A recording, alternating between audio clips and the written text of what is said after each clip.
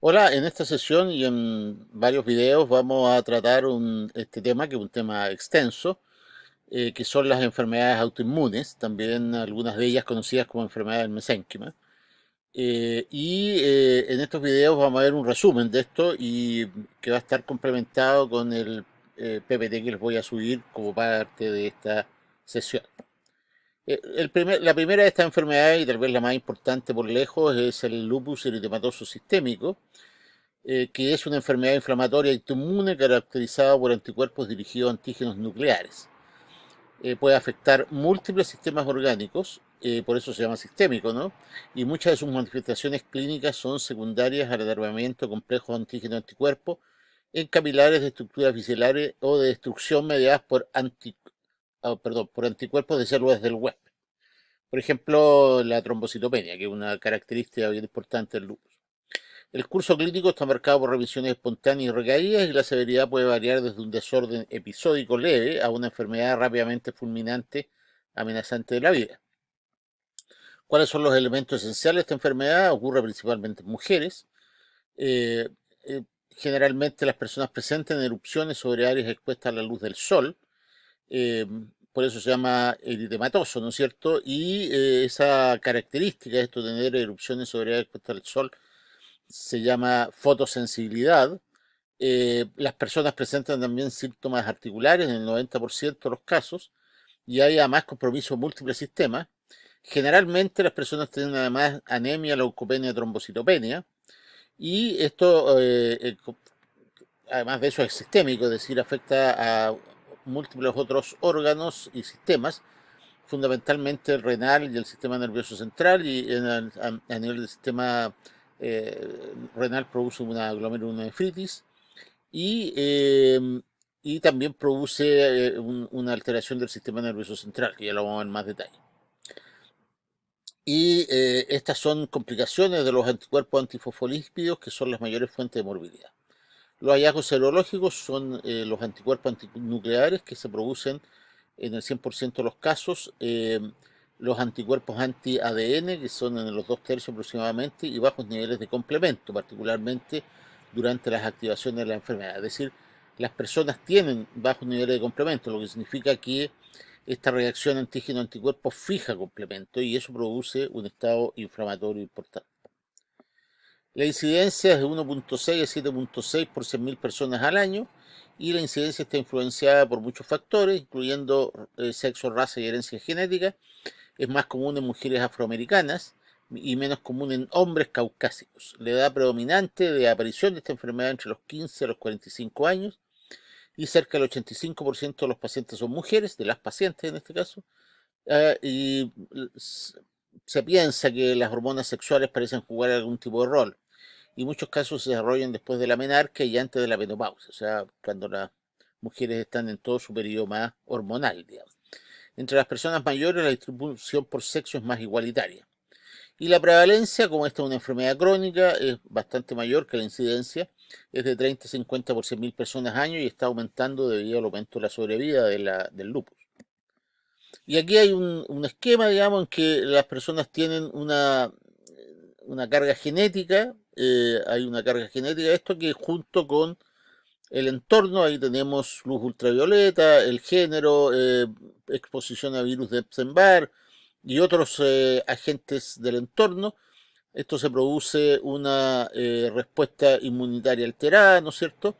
Y esta respuesta inmunitaria alterada lleva a complejos inmunitarios de autoanticuerpos, y estos producen inflamación, y esto se manifiesta en exantemas, nefritis, artritis, etcétera.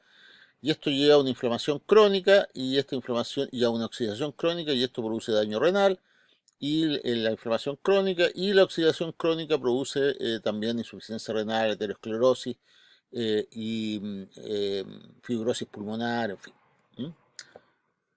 ¿Cuál es la sintomatología? Bueno, las características sistémicas son fiebre, anorexia, malestar y baja de peso. Y las lesiones cutáneas, aquí hay una característica muy importante, que es la erupción en mariposa. Se produce una erupción eritematosa en las regiones malares de ambos lados de la cara, y una que están unidas por una erupción eritematosa del puente de la nariz. y entonces por eso se llama esto una erupción en mariposa, porque las erupciones malares serían las alas de la mariposa y el puente de la nariz del cuerpo. Esta erupción en mariposa que afecta, sin embargo, afecta a menos de la mitad de los pacientes. También puede haber una paniculitis, lo que se llama lupus discoide, lesión de las puntas de los dedos, eritema periungueal, infarto de los pliegues de las uñas y hemorragias en astillas. La otra cosa que es muy común es la alopecia. A las mujeres se les empieza a caer el pelo. Las lesiones de las membranas mucosas tienden a ocurrir durante los periodos de exacerbación. Otra sintomatología, el síndrome de Raynaud, que ya lo vamos a ver después con más detalle, se presenta en cerca del 20% de las pacientes y a menudo precede otras características de la enfermedad. También hay síntomas articulares con o sin sinovitis activa, ocurren en el 90% de las pacientes y a menudo son la primera manifestación. La artritis es no erosiva y los nódulos subcutáneos son raros, eso la distingue de la artritis reumatoide. Y las manifestaciones oculares son conjuntivitis, fotofobia, puede haber ceguera monocular transitoria o permanente y visión borrosa. También se producen alteraciones en otros sistemas, y hay también alteraciones pulmonares, que son múltiples, puede haber pleuresía, rabia pleural, bronconeumonía y neumonitis son frecuentes.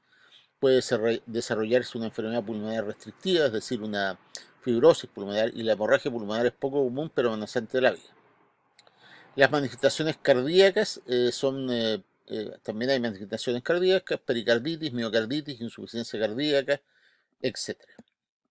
También hay vasculitis mesentérica, entre otras. Hay compromiso renal, que se expresa como glomerulonefritis y nefritis intersticial. Y compromiso del sistema nervioso central, como habíamos dicho anteriormente, que puede ser desde psicosis, disminución de las capacidades cognitivas, convulsiones, neuropatías craneales y periféricas, mielitis transversa y accidente cerebrovascular. Y a veces la psicosis y la aversión son exacerbadas por la administración de grandes dosis de corticoides, que es uno de los tratamientos que se hace en esta enfermedad. El lupus eritematoso sistémico se caracteriza por la producción de muchos anticuerpos diferentes, pero el principal que nos interesa es el de los anticuerpos antinucleares, y el examen de anticuerpos antinucleares basados en ensayos de inmunofluorescencia que usan células HEP2, que es una línea celular humana que se ha mantenido desde hace muchos años como fuente de núcleos, son casi 100% sensibles, pero no específicos. Es decir, este examen no tiene falsos negativos, pero es poco específico, eh, ya que son positivos a títulos bajos en hasta 20% de los adultos. Es decir, no tiene falsos negativos, pero sí tiene falsos positivos. Eso significa que cuando este examen sale negativo, uno puede descartar el lupus, pero cuando sale positivo, no necesariamente esto está indicando lupus, pero probablemente tiene un likelihood ratio relativamente alto. Así que bueno, decíamos que no es específico porque estos anticuerpos son positivos a títulos bajos en hasta el 20% de los adultos sanos y también en muchos pacientes con condiciones no lúpicas, tales como artritis reumatoide, enfermedad tiroides inmune, esclerodermia y síndrome de Sierra. Los falsos negativos del examen de anticuerpos antinucleares pueden ocurrir cuando se realiza el examen basado en ensayos múltiplex en vez de la HEP2, ¿no es cierto? Y estos ensayos múltiplex usan antígenos nucleares específicos en vez de líneas celulares. Por lo tanto, el lupus no debe ser descartado en base a anticuerpos antinucleares negativos basados en ensayos múltiples. Y los anticuerpos anti-ADN, que es otro de los exámenes que se hace, no antinucleares, sino que anti-ADN, de doble hebra, y anti-SM son específicos pero no sensibles. Así que por lo tanto es como el segundo examen que se hace, ¿no es cierto? Primero, si salió positivo, se hace este que es más específico pero menos sensible, ya que está presente en solo el 60 y el 30% de los pacientes respectivamente.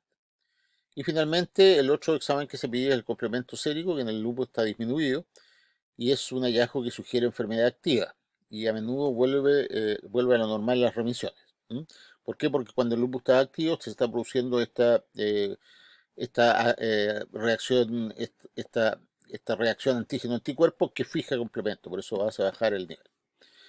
En el lupus se producen también tres tipos de anticuerpos antifosfolipídicos. El primero causa el test biológico falsamente positivo para sífilis. el anticoagulante lúpico, que es un factor de riesgo para trombosis venosa y arterial y para aborto espontáneo y causa una prolongación del tiempo parcial de tromboblastina activada, y el anticuerpo anticardiolipina.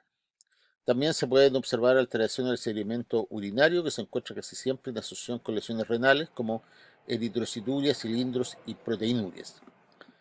El diagnóstico de lupus debe ser sospechado en un paciente que tenga una enfermedad multisistémica o un examen positivo por anticuerpos antinucleares. Es imperativo cerciorarse que la condición no ha sido inducida por un medicamento, porque cuando esta condición ha sido inducida por un medicamento se llama lupus medicamentoso, lo vamos a ver enseguida, que tiene un significado totalmente distinto.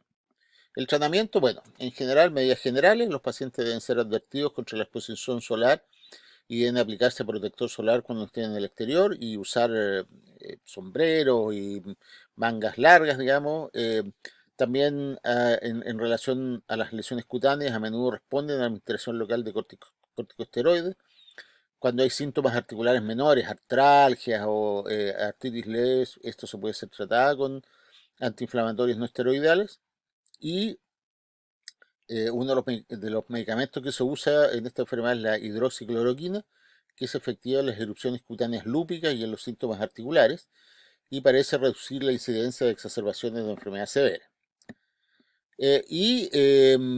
Cuando hay una situación activa, el tratamiento es corticosteroides, que se requieren para el manejo de glomerulonefritis, anemia hemolítica, pericarditis o miocarditis, hemorragia alveolar, compromiso del sistema nervioso central y pura trombocitopenia trombótica.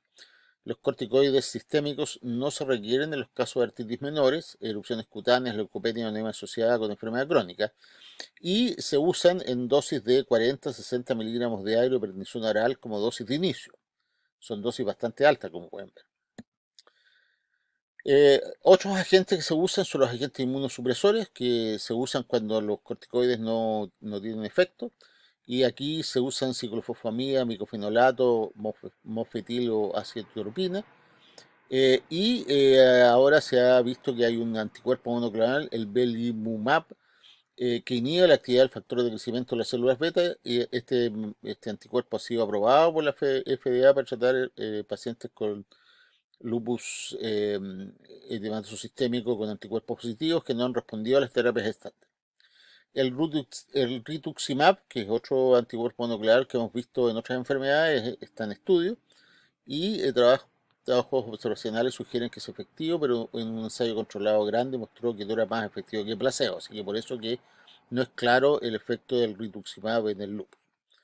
Y pacientes que tienen un síndrome antifosfolípido, hay que darles tratamiento anticoagulante como era enseguida. El diagnóstico diferencial se hace con la artritis reumatoide, con vasculitis sistémica, con esclerodermia, otras enfermedades autoinmunes, ¿no es cierto?, con miopatías inflamatorias, con hepatitis viral, con la sarcoidosis y con reacciones agudas a medicamentos.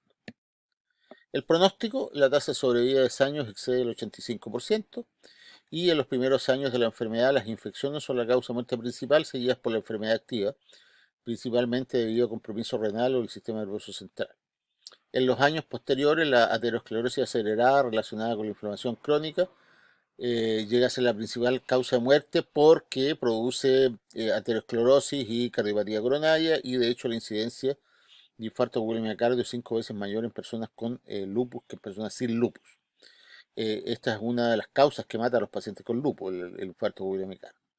Los pacientes con lupus tienen un riesgo aumentado de desarrollar cáncer como linfoma, cáncer de pulmón, cáncer de cuello uterino. El lupus se indució por medicamentos, comparte varias características clínicas y serológicas con el lupus eritematoso sistémico.